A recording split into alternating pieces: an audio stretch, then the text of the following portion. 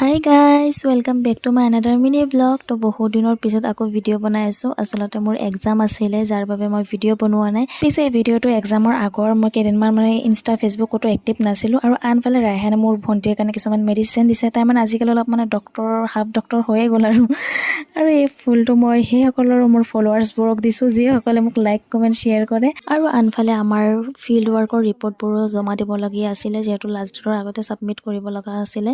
তো সেইখিনিকে কৰি মেলি পেলাই তাৰপিছত মোক ছাৰে মানে এটা কাম দিলে, PDF বনাই পেলাই গ্ৰুপত চেণ্ড কৰিব লাগে। তো তাকেই কামখিনি শেষ কৰি আমি আহি গ'লোঁ চাহ খাবলৈ। পিছে চাহকাপ ছাৰে খোৱালে, মানে এইখন কলেজত এডমিশ্যন লৈ মেলি পেলাই একদম প্ৰিন্সেছ ট্ৰিটমেণ্ট পাই আছোঁ আচলতে।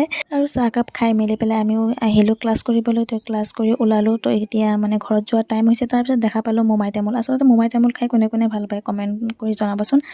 স্কুলত থাকোঁতে মানে বৰ খাইছোঁ, তো আজিকালি ভাল নালাগে। এনেই আপোনালোকক দেখুৱালোঁ আৰু আজিলৈ আহিছোঁ। পিছে বাই।